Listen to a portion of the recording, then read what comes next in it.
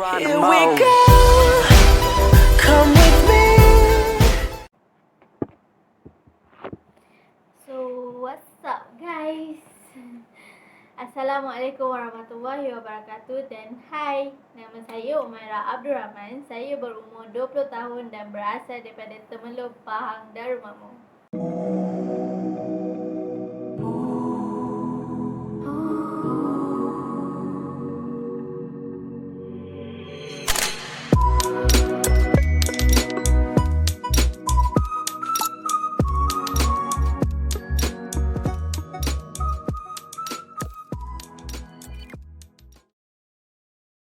Sesiapa yang penggemar ikan patin tu bolehlah datang Temeluk.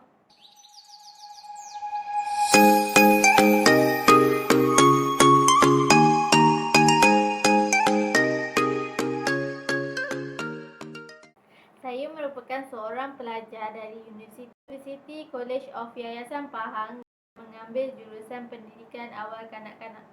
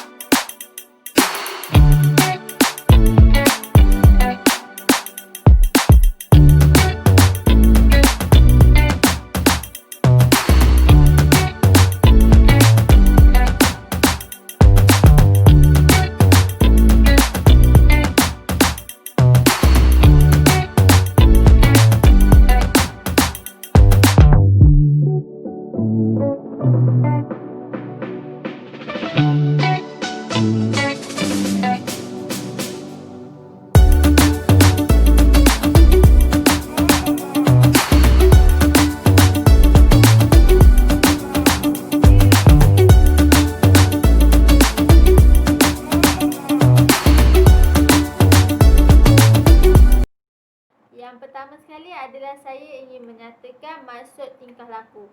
Maksud tingkah laku menurut Joseph Pierre dan juga Gary Martin dalam buku mereka iaitu Behavior Modification. Pada dasarnya tingkah laku ini adalah apa sahaja yang dilakukan atau diperkatakan oleh seseorang individu itu. Hyperaktif adalah salah satu jenis-jenis tingkah laku bermasalah kanak-kanak.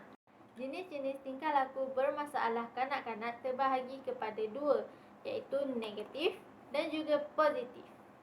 Antara jenis-jenis tingkah laku bermasalah positif adalah ingin tahu, proaktif, cepat belajar dan juga pintar cerdas. Manakala antara jenis-jenis tingkah laku bermasalah negatif kanak-kanak adalah bergantung, destruktif, destruktif. Hyperaktif terletak di bawah jenis tingkah laku bermasalah negatif, iaitu di bawah tingkah laku destruktif. So, sekarang mari kita ke tajuk utama kita iaitu hyperaktif. Sebelum kita meneruskan video kita, ada beberapa objektif yang saya ingin capai. Antaranya ialah saya ingin masyarakat tahu apa itu hyperaktif, dan yang kedua adalah saya ingin masyarakat tahu ciri-ciri kanak-kanak yang hyperaktif, dan terakhir adalah saya ingin masyarakat tahu cara untuk mengatasi kanak-kanak yang hyperaktif. Hyperaktif ni adalah istilah yang digunakan untuk kanak-kanak yang mempunyai tingkah laku yang terlampau aktif dan sering mengganggu orang lain. Kebiasaannya lah, kanak-kanak yang hyperaktif ni mempunyai masalah dari segi kekurangan tumpuan ataupun mereka ada tumpuan yang singkat. Dan kanak-kanak ini bersifat impulsif ataupun dia sering mengganggu orang lain, mungkin dalam perbualan ataupun kacau kawan dia tengah buat kerja ataupun kacau teacher dia. Kanak yang hyperaktif ini juga adalah kanak-kanak bersifat impulsif dan sering mengganggu perbualan dan mudah melakukan perkara tanpa berfikir dahulu. Maksudnya dia lakukan sesuatu perkara tu dia tak fikir pun apa akibat yang akan diterima, apa kelebihan yang akan diterima, apa keburukan yang akan dia terima kalau dia melakukan sesuatu. Dia main terjah. Murid-murid yang hyper ini juga tidak dapat mengekalkan perhatiannya di dalam kelas, dan kadang-kadang hyper ni sangat mudah untuk alihkan perhatian dia. Dia sangat sukar menyiapkan tugasan yang diberikan. Dia seorang yang mungkin kanak-kanak hyperaktif ni seorang yang pelupa dan sentiasa memerlukan penilaian ataupun kemudahan untuk diri mereka. Terdapat beberapa ciri-ciri yang kita boleh dapat lihat ataupun kita dapat tahu bahawa kanak-kanak tu adalah seorang kanak-kanak yang hyperaktif. Antaranya adalah, yang pertama adalah mereka sangat-sangat banyak bercakap. Mereka tak berhenti bercakap dan seolah-olah mereka tu tidak tahu erti penat bercakap. Itu adalah yang pertama. Yang kedua adalah kanak-kanak ni sentiasa meninggalkan tempat duduk mereka. Dan yang ketiga adalah tangan dan kaki mereka sentiasa berasa gelisah dan juga mereka tidak tetap di tempat duduk mereka. Sebagai contohlah kan, dia dalam masa 10 minit tu kan dia 3 kali bergerak. Gerakan yang pertama tu dia pergi satu sudut tu, dia duduk main-main dekat situ. Lepas tu dia duduk tempat dia balik. Lepas tu tak lama lepas tu dia bergerak lagi. Dia pergi ke meja kawan lain, dia pergi ke meja kawan dia pergi kacau pula kawan dia.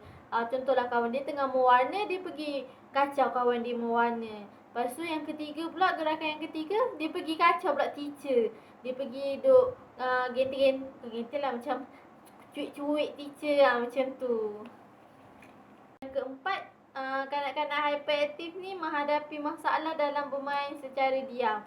Contohnya ada aktiviti buat bermain blok. Maksudnya seorang satu tu dapat blok. Mungkin ada murid ni dia susun blok, dia main senyap-senyap, dia susun blok tu ikut warna. Lepas tu tak pun ikut bentuk. Tapi kanak-kanak hyperaktif ni dia macam kanak-kanak hyperaktif ni dia tak stick dekat apa permainan yang dia buat.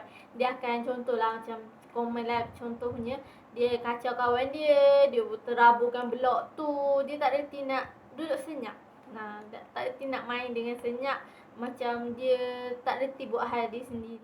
Ciri kanak-kanak yang seterusnya adalah kanak-kanak hyperaktif ni tingkah laku dia adalah tingkah laku yang sukar untuk diramal. Sebagai contoh, sekejap satu masa ni dia ketawa dengan kuat. Dia ketawa haha hihi huhu. Dia ketawa, lepas tu tak lama lepas tu tiba-tiba dia menangis. Lepas tu menangis dengan kuat. Tu dengan situ kita dapat tahu bahawa tingkah laku kanak-kanak hyperaktif ni sangat sukar untuk diramal. Kita kena sentiasa perhatikan dia. Okey, antara ciri yang last sekali yang saya akan senaraikan adalah kanak-kanak hyperaktif ni melakukan sesuatu perbuatan tanpa memikirkan apa akibat yang akan dia terima disebabkan perbuatan yang dibuat tu. Sebagai contoh, dia panjat tangga. Dia tak fikir, kalau saya panjat tangga ni mungkin saya akan jatuh. Bila saya jatuh, lutut saya luka, tangan saya sakit. Dia tak fikir macam tu ya anak-anak. Dia panjat tinggi-tinggi, lepas tu dia turun, dia berlari turun tangga. Tak pun dia panjat meja, dia hentak-hentak ataupun dia lompat-lompat atas meja. Tanpa dia fikir, dia mungkin akan jatuh ataupun cedera dengan aktiviti atau perbuatan yang dia lakukan.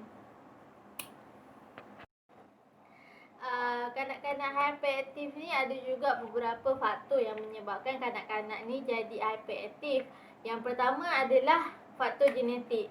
3 hingga ke 5% penduduk di seluruh dunia ni ataupun anak-anak dari seluruh dunia ni akan mengalami tingkah laku yang hyperaktif. Dia mungkin mungkin satu pasangan tu dapat anak-anak yang hyperaktif, mungkin dari salah satu keturunan mereka ada yang mempunyai tingkah laku yang hyperaktif. Dan sebab itulah kalau ada orang tu dalam kalangan keluarga dia yang mempunyai sifat ataupun tingkah laku hyperaktif, so anak dia pun akan jadi hyperaktif. So itu adalah disebabkan oleh faktor genetik. Faktor yang kedua adalah faktor toksik. Pendedahan ibu yang hamil ni kepada faktor toksik ni juga merupakan antara sebab ataupun punca kenapa kanak-kanak tu menjadi hyperaktif. Mungkin ataupun sebab lain tu mungkin kanak-kanak tu jadi hyperaktif sebab ibu dia ibu dia merokok, time ibu dia mengambil alkohol ataupun minum arak ketika dia hamil.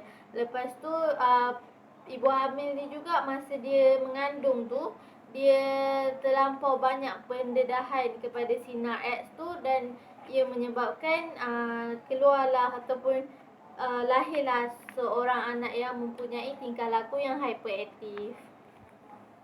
Okey, faktor ketiga adalah disebabkan oleh faktor pemakanan. Makanan ni dia mempengaruhi mood seseorang kanak-kanak tu tau.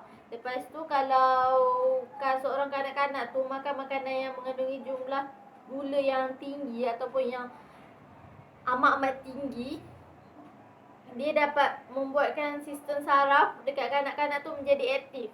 Makanan yang mempunyai gula yang tinggi ni dapat mencetuskan hormon adrenalin dan juga kortisol yang memberikan sifat ataupun perasaan cemas dan juga gelisah pada seseorang kanak-kanak tu. So bila dia ada tu, maka terjadilah hyperaktif pada diri mereka. Tingkah laku yang hyperaktif pada diri mereka disebabkan daripada faktor pemakanan. Faktor yang keempat adalah disebabkan faktor psikologi dan persekitaran. Kanak-kanak yang hyperaktif ni kebiasaannya ataupun kebanyakannya mempunyai masalah dalam kehidupan mereka ataupun dalam keluarga mereka. Mungkin ada setengah kanak-kanak yang hyperaktif ni dia keliru tentang hubungan ibu bapa mereka. Ibu bapa ni mungkin dalam fikiran dia, kenapa ibu duduk asing dengan ayah? Kenapa ibu tak jumpa ayah? Kenapa contohlah Rifki, kenapa Rifki tak boleh jumpa ayah? Mungkin faktor tu juga boleh menyebabkan kanak-kanak ni menjadi hyperaktif. Dan seterusnya, kurangnya perhatian daripada ibu dan bapa menyebabkan kanak-kanak ni bertindak aktif untuk dapatkan perhatian daripada mereka. Contohnya kalau ibu bapa dia orang terlampau sibuk bekerja, maksudnya ibu dia bekerja, ayah dia bekerja, keluar pagi balik malam.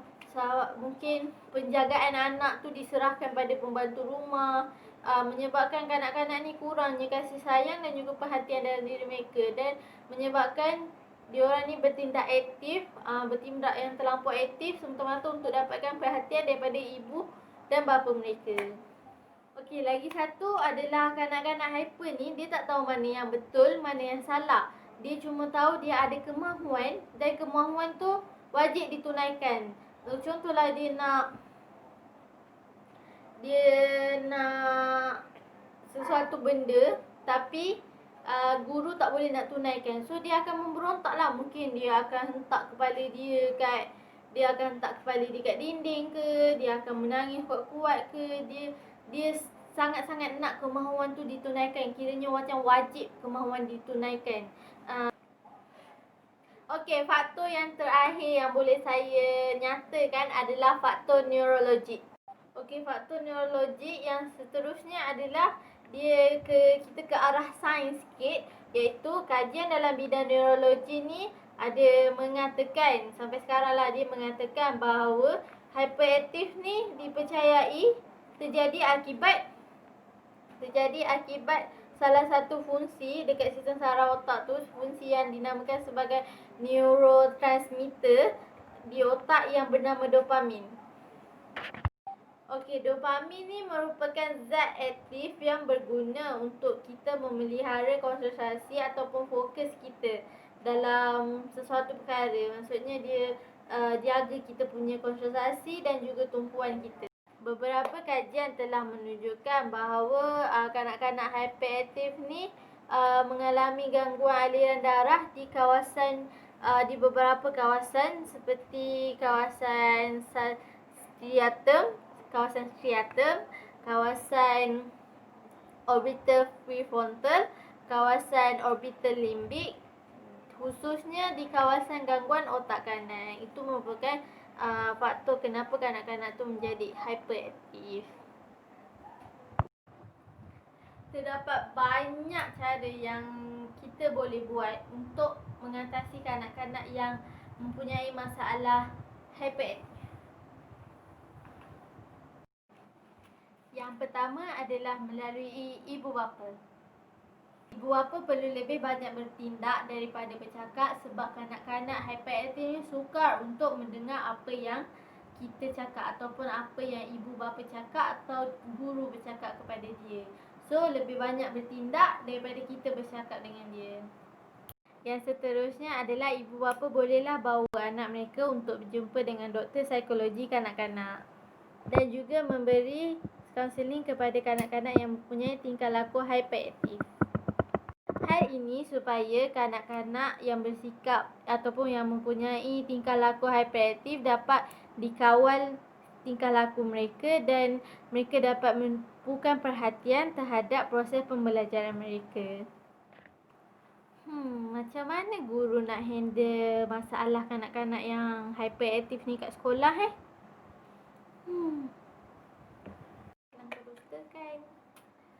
Okey, antara cara-cara untuk guru mengatasi kanak-kanak yang mempunyai masalah hyperaktif adalah guru tu mestilah mempunyai pengetahuan yang luas tentang cara untuk mengatasi masalah kanak-kanak yang hyperaktif di dalam kelas. Kalau cikgu tak ada pengetahuan tu langsung, cikgu tu kemungkinan tidak akan dapat capai objektif yang telah dia tetapkan. So, ia akan menimbulkan lagi satu masalah lah buat dia kalau dia tak tahu macam mana nak handle kanak-kanak yang hyperaktif. Guru boleh menggunakan kaedah bermain sambil belajar.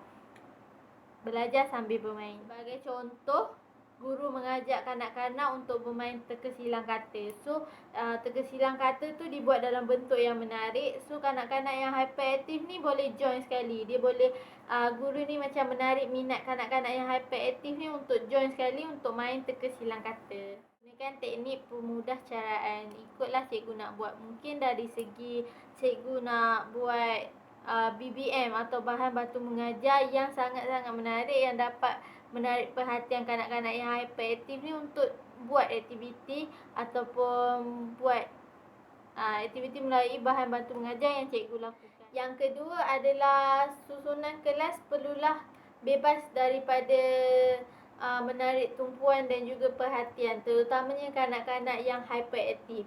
Sebagai contoh, janganlah buat kelas dekat tepi taman permainan. Sebagai contohlah, nanti kalau kanak-kanak hyperaktif ni akan nak keluar daripada kelas nak pergi taman permainan. Dia akan cakap, "Teacher, saya nak pergi taman permainan. Bolehlah teacher." Tapi dia tak minta izin pun terus keluar.